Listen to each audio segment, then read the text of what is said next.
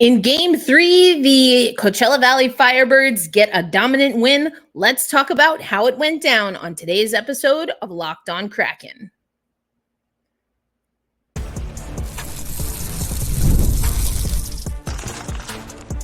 You are Locked On Kraken, your daily podcast on the Seattle Kraken, part of the Locked On Podcast Network, your team every day. Hey, what do you say, Seattle hockey fans? Welcome to another episode of Locked On Kraken, part of the Locked On Podcast Network, where we are bringing you your favorite team every single day. If we are meeting for the first time, hello, my name is Erica L. Ayala. I'm your host of Locked On Kraken. I'm also a contributor at CBS Sports in women's basketball and the National Hockey League. While the Florida Panthers couldn't get it done last night, the Coachella Valley Firebirds certainly did, and we're going to talk about that. First, let me let you know today's episode of this year program, Locked On Kraken, is brought to you by our friends at GameTime. Download the GameTime app, create an account, and use promo code LOCKEDONNHL for $20 off your first purchase. Just a warning that terms do apply. And the terms for the Seattle Kraken's affiliate in the AHL, the American Hockey League, were pretty solid. The terms were this: play with the 3 Fs. I mentioned it yesterday in my preview episode. We want to be fun. We want to have fun, We want to play fast, and we need to forecheck. And I think forechecking, although maybe not in the traditional sense, it was puck retrievals that really helped the Coachella Valley Firebirds get the win. And yes, 2 pretty solid performances, not only by the captain, Max McCormick, but by Shane Wright. That was one of my other keys or observations from games 1 and 2, game 2 in particular. So here's how it all went down.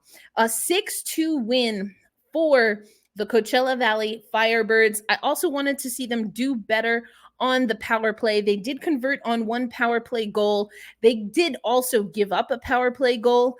But overall, we'll take 6 goals, 2 goals in each frame, while only giving up, 2 goals. They won 6-2. Max McCormick started things off on the power play. This is a strong unit, a strong dynamic duo, if you will, between Max McCormick and Shane Wright all night long. Yes, I did do that because why the heck not? Max McCormick gets his 6th and 7th of the season in the first frame, assisted by Cole Lind and Shane Wright on the first one at the 2:20 mark, and assisted by Shane Wright at the 6:03 mark. Hershey would get one back in the first frame, but we're not too worried about that. They would score their second and final goal of the game, Hershey that is, in the first 2 minutes of the second frame. Don't love that, but considering how everything else went down, including Leighton Road getting his first goal of the playoffs, assisted by Riker Evans and Jacob Mellinson, we'll be okay with that. Ryan Winterton got on the board. Shane Wright, after assisting 2 of McCormick's goals, gets his first goal. 3-point night for him. Max McCormick gets his 3rd on an empty netter, a hat trick. So we also saw that John Hayden would not be denied. He got the assist on the McCormick's goal. Cole Lind had a 2-point night. I mean, this was just a much better game from the Coachella Valley Firebirds. For the time in net, Chris Drieger, all 60 minutes, 22 saves on 24 shots, and Hunter Shepard, 31 saves. So he got a lot more saves and a lot more work, arguably, than Drieger. And we did see Clay Stevenson come into the game. He made 5 saves on 5 shot attempts, played about 12 minutes in the game. So a lot of things that I really liked about this game, including some of what we heard from the guys after in the post-game press conference. So I want to break down how the McCormick hat trick happened. And it goes to something that Dan Bylsma talked about in the post-game presser. And Bylsma talked about 2 things that I really loved. One was about how he felt this was the fastest game of the season. Now, he did say he felt that was on both sides, but I told you yesterday, and if you watched or if you joined us for the watch along, I told you that playing that fast game is where the Firebirds want to be. We've also talked about how one of the things that Dan Bylsma told NHL Network is that he expects the Seattle Kraken, when he takes over the helm after this series is over, he expects the Seattle Kraken to play fast. So I want you to really pay attention if you're watching these games, or if you have access to the highlights, which you can find on YouTube. Take a look at what he means and what he likes when a team is playing fast. That's number one. But he also talked about, maybe there being an unspoken assumption that you could just kind of shoot the puck hard, shoot the puck accurate, and you get goals. And maybe that's a little bit of the luxury, dare I say, silver spoon. If you know, you know. No, that's kind of the luxury, or, what you'd like to think is going to happen, but you got to work hard. And again, if you joined our watch along, and we're going to have another one tomorrow night for game 4, I'll let you know a little bit more about that. But I said you have to get a goalie like Shepherd to move. You have to get a defense like the Hershey Bears to move. And that's exactly what the Firebirds did. The Max McCormick first goal, I mentioned it was a power play goal, that first power play unit. And I really like this because Shane Wright is cycling within the offensive zone. He starts attacking, coming into the slot. He's fed on a one-timer. He misses, but Max McCormick is right there. And just so we can kind of speed through this, I'm not going to walk through goal by goal, but most every goal for the Firebirds was a rebound opportunity or because there was traffic in front of net. There you go. The second goal, an odd angle puck towards the net out on the perimeters, so going east-west, and Shane Wright was off angle and also off balance, but he gets that puck to the net. He is able to retrieve the puck, cycle the puck back low and deep into the offensive zone, and what do you know?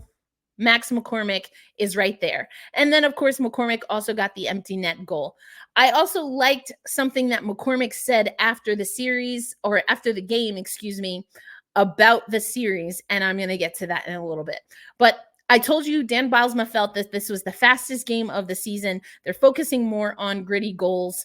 I also like this little nugget. Max McCormick, back from a very long road trip with this team and spending time at home, which usually is a good thing, but it's a little bit different for Max McCormick these days because he and his wife, Alexis, welcomed their first child, or welcomed their daughter, on May 15th. And so he was asked about that in the post-game press conference, said that his wife is being really great and giving him his own room during the Calder Cup final. He spends the day when he's at home with his daughter to help out, but he's able to get some good rest before the game. So stick taps to the real MVP, which is McCormick's wife and his family, for making sure that he can still spend time with his daughter and that he has the rest that he needs to compete in the championship.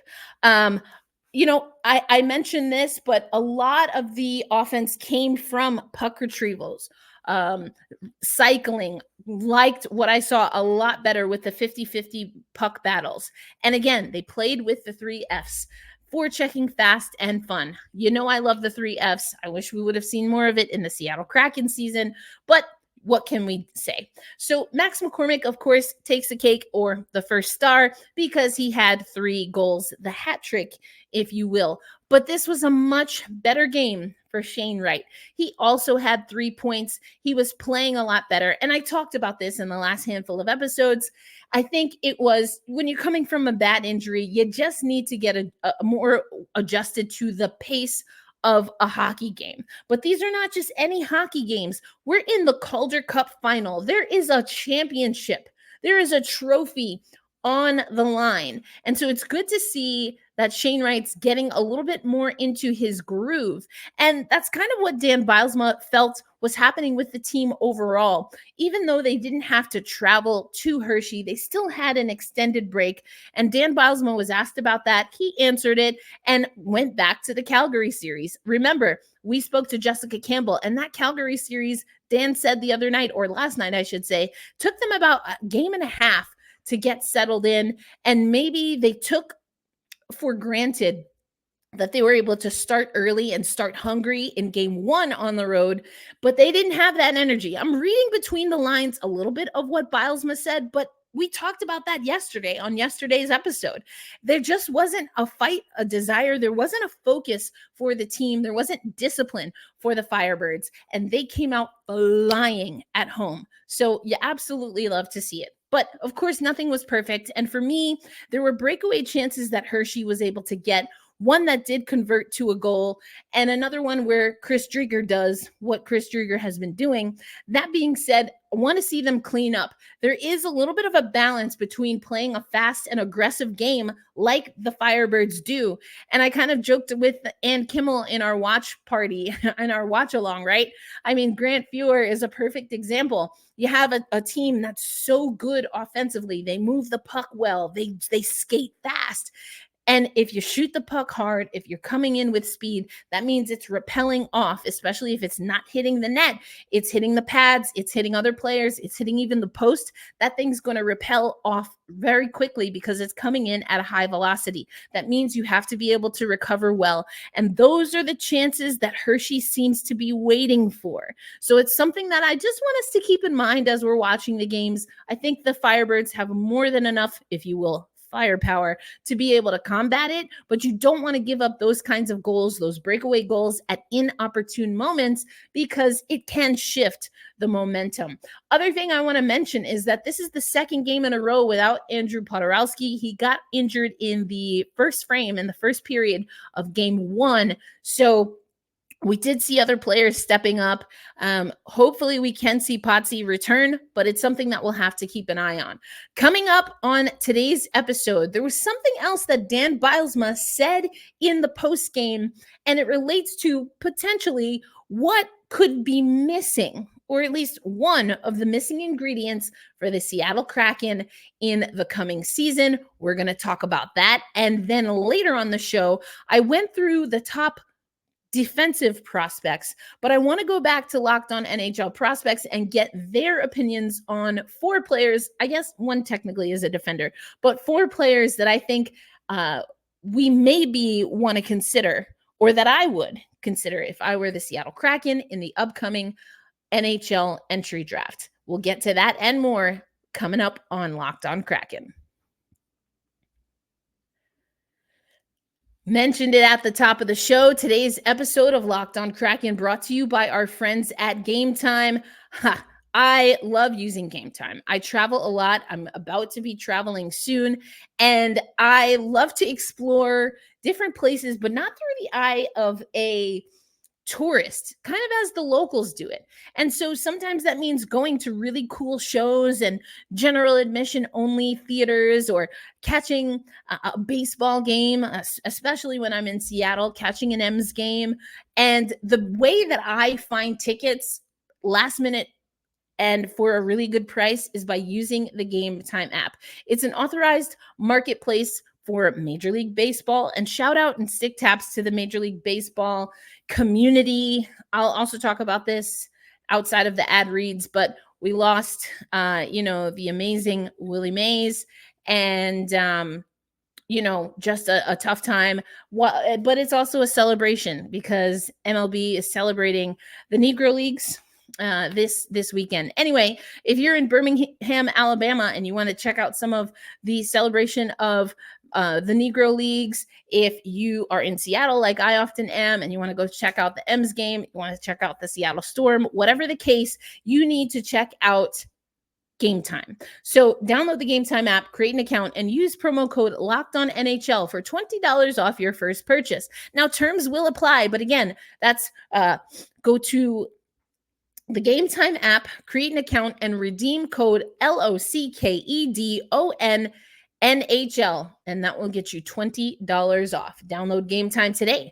Last minute tickets, lowest price is guaranteed. Hope you have a great time at whatever the next show or game you go to is. Make sure you use GameTime.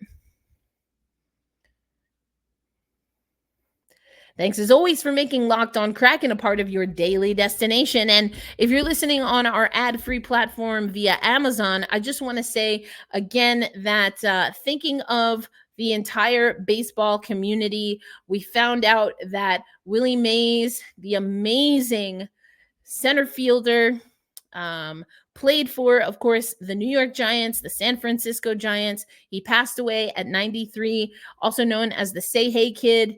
He had a flair as a center fielder. And I was just telling a story. I can't remember who I was telling a story to, but I was telling the story about when I used to play baseball and softball too, but especially when I played baseball. I was an outfielder all the way through college, and I got called Willie Mays, and I didn't understand why people were calling me Willie Mays. I mean, I kind of knew who Willie Mays is as a child, but I didn't really know enough about him. But he had this way of, at the very last second, kind of flashing his glove and catching the ball. And apparently that's what I used to do too as a baseball player. So it was hard news for me, and I'm sure many other people. And also, it's a great celebration of Negro Leagues baseball happening this week in Birmingham, Alabama. It's actually Juneteenth today, which is a celebration that is specifically for formerly enslaved people in Texas, Galveston, Texas, to be exact, because they found out, I think it was over 2 years after the Civil War ended, that emancipation had been brought down. I can get into the politics of that on another podcast somewhere else, but suffice it to say, there's a lot of emotion happening for baseball fans, for Negro League baseball fans, and for kids like me who just were a little bit flashy when we played the outfield. So I've been enjoying the festivities and honoring the life of the Say Hey Kid, Willie Mays. All right, let's get back into this. I do want to go back to Locked On NHL prospects a little bit later in the show, but there's something that Disco Dan Bylsma said. He's been asked a lot about the young talent on his team, which, I mean, they're not all young. Max McCormick, for example, not necessarily one of the young guys, but we all know that the young guys that are excelling and propelling the Firebirds ahead, Shane Wright, Ryan Winterton, Riker Evans, I mean, the list goes on, that these are guys that people are curious to see how they're going to play at the NHL level, especially knowing that Dan Bylsma, whenever the Firebird season ends, however it ends, will be the new head coach for the Kraken. And so he was asked last night about one of his assistant coaches, Stu Bickel, and he had great praise for Stu. And these are some things that I love. These are some things that I'd love to hear said about the Seattle Kraken coaching staff. The PK has been very effective. And it's something that Stu Bickel, Dan Bylsma said, takes pride in. And so when the PK, the penalty kill, isn't working, if there's one goal given up, if there's one ineffective play, he says that Stu Bickel really takes that personally. He takes it to heart, and he works hard to make sure it doesn't happen again. The year-to-year improvements on defense for the Firebirds have been a thing of inspiration for me, someone who, hello, Willie Mays style. Of course, I love a little flair on defense, but at the end of the day, I love good defense. And Stu Bickel has this Firebirds team, when they are focused, he has the defense not only being effective at stopping the other team, but the leveling up of defense is when what you do to prevent the other team can also be used as direct momentum to get your team going offensively. And right now, in my estimation, when the Firebirds are playing their 3 Fs, fun, fast, forechecking, and I'll say, another one, free, kind of think free kind of embodies all of that. They look unstoppable. And we've seen those brushes of brilliance with the Seattle Kraken, but the consistency is nowhere near where it should be as an NHL club, if we're being honest. And all we need to look at is how we did in season 2 compared to how we did in season 3. You shouldn't have such drastic change. And I know what you're going to say. I get it. We had a lot of injuries. Burakovsky himself re-entered the lineup 3 different times last season. I get that. And I will continue to say, regardless of what the advanced analytics and predictive defensive analytics say, that Seattle Kraken team, really in the last 3 seasons, not a sound defensive team. So why am I telling you all of this? Why are we talking about all of this after game 3 of the AHL Calder Cup finals or final? It's because I know I've been going hard in the paint for Jessica Campbell, but the more I think about it, I mean, I know it would really suck for the Firebirds, but gosh, it would be great for the Kraken if we could have that core coaching staff come up to Seattle. The more I think about it, the more I want it because it's what the Seattle Kraken need. Now, I will say this. I mentioned it on our watch along. Again, we're going to have another one tomorrow. Watching along game 4 of the Calder Cup finals. The power play hasn't been great. We did get a power play goal, and it was our first goal in game 3, so I like that. But Jessica Campbell and the power play unit have to be better moving forward. Now, just because something's not necessarily working, I don't want this to be the one embodiment of a breadth of work. But I want to see the power play improve. I want to see how Jessica Campbell can make game-to-game adjustments to make that improve. I think getting Shane Wright more comfortable, he was connecting very well, even at even strength with Max McCormick. So that's a good sign. So I'm curious to see how the power play is going to do. But Dan Bylsma, baby, I cannot wait to see what you do when it comes to your coaching staff announcement.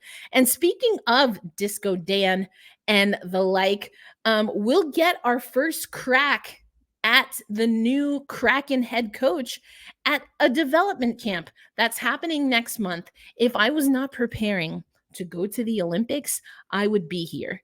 Prospects will take the ice on July 2nd at Kraken Community Iceplex at 9:45 a.m. And they will be led that day by newly named head coach Dan Bylsma. July 3rd will consist of 3-on-3 scrimmages at 9, 10, and 11, followed by skills training on July 4th. And once again, there will be the annual Stuckey Cup. And once again, we will have our friends Mike Benton and Allison Lucan presenting that as your play-by-play and analyst. So that will be available. And there will be media availabilities to follow the Stuckey Cup. So although it's not looking good for your girl to get to Seattle, I just really do have to focus on getting to Paris in less than 40 days. I think we're at 37 or 36 days as of today. Anyway, this is going to be great.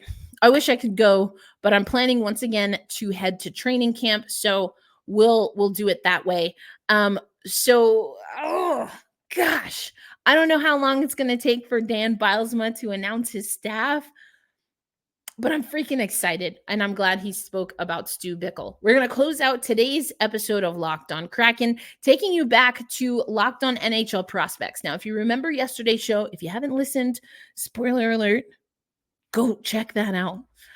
I went through the top defenders in our Locked On NHL mock draft. If you are watching on YouTube, I'm going to show you the graphic once again. You'll see this. There it goes. You'll see this also in the next segment. We'll break this down. But I spoke a little bit, and you heard, I should say, from the Locked On NHL Prospects co-host Hadi and Sebastian about players like Zane Parekh. We heard, of course, about Zeev Buium. We heard about Yakimchuk, who I think is a really interesting prospect. They're just some very specific things that, for me at least, are non-negotiables. But I want to focus now on some of the forwards. I did not focus on a forward for our pick in the Locked On NHL mock draft. I really want us to pick a defender. And since I get to choose in this mock draft, that's what I did. And I still think that's a good, solid pick, given who is available around, or who's projected to be available around pick number 8. I think a lot of experts are expecting the Seattle Kraken to pick a defenseman. That being said, there are some players that are intriguing. I don't think any of them has the perfect match and mix from my perspective in where I would choose them over Zeev Buium, but you never know what's going to happen the first 7 picks. You just never know. So here are some forwards and I think one defender that I have my eye on.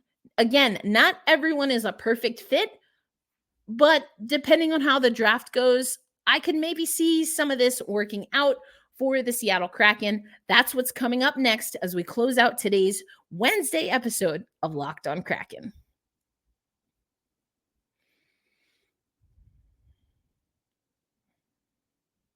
Okay, as promised, we're going to head back over to Locked On NHL Prospects. Hadi and Sebastian are going to walk you through. There's four players that I had my eye on because of the analysis and the breakdown that Hadi and Sebastian gave, and they're intriguing to me. And I'm going to play you the clips from Locked On NHL Prospects, and then I'm going to break down what I liked and what my concerns are. So let's start with who actually Montreal is picking at number 5. 5th overall, now the Montreal Canadiens go with the son of a legend. Tij Igina goes to the Montreal Canadiens at 5th overall. A great selection from our friends Laura and Scott over at Locked On Canadiens. I like this pick. I think in terms of forwards, in terms of the options available, Tij Igina is, among the most projectable for sure. If not the most projectable left on the board. Lindstrom's gone. He's there.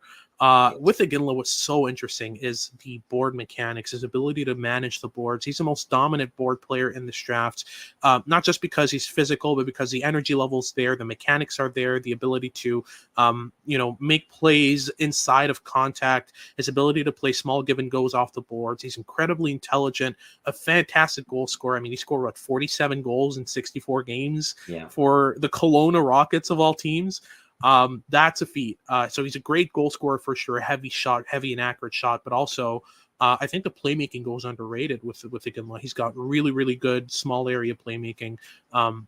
He's always drawing a player in and opening up ice for his teammates. Great defensive work rates. He can kind of overskate his lanes. We've talked about that a lot with Igina this year. He's kind of too much pedal to the metal. He needs to learn to slow down, but teaching a player to rein it in is much easier than teaching them to ramp up the energy, right? So Igina for me, it's absolutely the right selection here at 5th overall. That's 100%. I do want to add that very quickly. He's my 4th overall ranked player. I love this guy. I think he'd be a fantastic fit with the Montreal Canadiens. He fits the ideology of the team so well in terms of combining high character, high work ethic on the ice, getting involved in all 3 zones, and being so versatile and dynamic offensively. He has real top 6 play driving upside beyond just being a complimentary scorer. And he's also one of the youngest players in this draft class, and his development curve is absolutely sky high. It is just pointed straight upwards, and I've been a massive fan all year. I mean, I don't really know that there's anything to not like about that assessment of Tij Igina. I mean, that's pretty solid. If I had to be nitpicky, some of you have to kind of maybe work to settle him down. But I mean, Turbo Tanev seems to be okay on the Seattle Kraken. So if I had to pick someone other than Zeev Buium, Tij Igina, sounds like a really solid pick. Now, that being said, I'm not sure that between picks 1 and 7, that with that kind of scout, that we're going to have the availability to pick him. But if we could, Tij sounds really great. And I think is that kind of engine, not necessarily the sandpaper that I want, but sometimes when you move that fast, and we just talked about speed with the Firebirds a little bit earlier on today's show, and of course the other day, sometimes that's what you need to get fired up. So I kind of like it. All right. There's a few other players that we heard kind of scouted, if you will, on the Locked On NHL Prospects. And I'm actually going to go with someone next who is expected to be selected, or at least in our mock draft, by the New Jersey Devils. Absolutely. Now we move on to pick number 10 in our rankings, and that is going to be Cole Yzerman going to the Locked On Devils, selecting him here 10th overall. And Yzerman is just the pure finisher of this class. He's the best goal scorer in this draft. There's no doubt about it. The shot is absolutely ridiculous. It flies off his stick with velocity, with power, with I've also really liked his off-puck movement in the offensive zone and his tendency to drive the net, drive hard to the paint, and score goals from in tight rather than just relying on outside shots, which is, for me, what separates him from other kind of pure snipers in previous draft classes that have come out of the NTDP. For me, he has a bit more projectability to his offensive game. Defensively, he's a black hole, honestly. Like, he just doesn't bring much defensively at all. And I don't like the playmaking tendencies and habits that he has right now. But I've seen him kind of get more comfortable distributing, playing give and goes and that kind of stuff. So maybe he can turn that into a strength. But right now, the two big weaknesses are playmaking and defensive game. If he gets those up to par and kind of fills out his offensive profile even further, we might be talking about a 50-goal scorer. But there's a lot of question marks in this projection, which is why he's down a 10th here in the mock draft. So, I mean, a potential 50-goal scorer, how could the Seattle Kraken not be interested in that? I mean, the thing that I obviously did not like is defensive black hole. Like, no, that's really tough for me, unless we know by the time he comes to the Kraken that we have solid defense and a solid defensive system. It's probably a no for me, dog. But saying that he's the best goal scorer, pure goal scorer in this draft, that he can move in the offensive zone and that he can score in tight, I freaking love that. So definitely something to consider if our boy Buium is not available. I'll get you out of here with one more, at least for today's episode. We'll probably do this a few times. And there is a player that expected to go to the Red Wings that I want you to consider. To number 15 here in our Locked On NHL mock draft, Locked On Detroit Red Wings picked up Michael Brodzinski of Mora IK in the Allsvenskan. Played the entire season against pros this year, looked fantastic. He's Norwegian born, 6'1", 207 pounds, I believe. Great power winger. I really like the power elements in this game, but what really makes him a very Steve Yzerman pick is the projectability of his defensive game, the maturity in his game. He's damn near NHL ready. Like, there's a lot of NHL tools here, and there were questions about the upside all season, but the shot really became more and more of a projectable tool as the season went on. It got clear that he's got that true offensive element that could get him to a 25, maybe 30 goal potential. Does that make sense? 100%. I'd even extend that to 35 in terms of if he's able to hit his ceiling as a complimentary first liner with the right playmaking, like line mates. Obviously, like, he's not going to score that on his own, but with support and big minutes, which I think he could earn. Like, if he's playing alongside someone like Dylan Larkin and Lucas Raymond, oh yeah, I can see that 35 goal upside with a guy like Michael Brodzinski. I've loved him all season long. He's going to be a valuable NHL piece in whatever capacity he tops out as, whether that be a third line checking defensive specialist or a top line complementary piece, or more likely a second line Swiss Army knife that does about everything that you could possibly want him to do. Great value at 15th overall. You can't really hope for too much more in terms of a combination of high floor and high upside. Absolutely. I think the likely solution in the NHL for Brodzinski is to pair him with Marco Kasper on a second line and just have one of the best shutdown combinations in the NHL. That would be absolutely ridiculous. Really gross, really exciting. I mean, I liked what they're saying about this kid. The issue is that the Seattle Kraken, at least right now, it doesn't seem like are built for his skill set. You know, could we use a Swiss Army knife? Could we use a utility? Of course we could. That being said, it kind of feels like our whole lineup is kind of a utility. And you know what they say, although apparently the phrase jack of all trades, master of none is actually just a part of a longer phrase, which is that it's better to kind of at least have a little bit of speciality than to be so anyway, I could go on and on. We'll talk about, saying some other day. Don't think it's a right fit for the Kraken, but if some of the other options, including Buium, who I think is a really solid fit for the Seattle Kraken, I could see the Seattle Kraken entertaining that. Do we need a player like that at 8 though? Probably not. So intriguing, but maybe not a good fit. And we're going to keep doing this, just going through what our experts at Locked On NHL and, of course, Locked On NHL prospects are saying about the prospects, the top prospects, especially heading into the 2024 NHL draft. But we're going to wrap it there, folks. Tomorrow is another game day as the Coachella Valley Firebirds have unfinished business. And I told you earlier that there was something that Max McCormick said that I really liked, and that's how we're going to end today's show. We haven't done anything yet. That's the attitude that McCormick is bringing to the locker room as the leader of the Coachella Valley Firebirds. And he's absolutely right. Whether you're talking about the Firebirds or honestly, whether we're talking about the whole pipeline, I love what the Mavericks did. Of course, we were thrilled about what Seattle did last year and what the Firebirds have been able to do in getting to back-to-back finals. But at the end of the day, eventually, you have to bring home results. And that's what McCormick, as the captain of the Firebirds, has his team focused on. And that's what we're going to do here. So we're going to have our watch along tomorrow.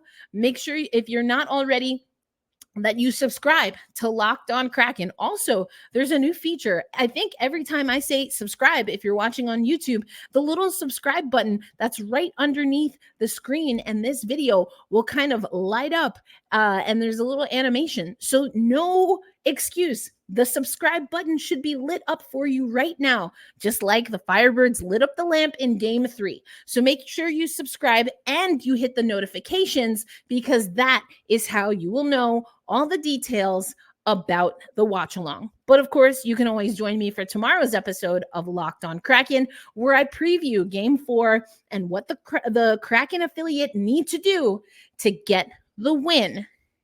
And well, if we get the win, there's some other things that will come into focus, but we can't get there yet. Ain't done nothing yet. Be kind to yourself. Be kind to one another. Hold fast. Stay true. Let's go Kraken, and let's get fired up, because tomorrow is another game day. I will catch you on the next episode. Peace out, everybody.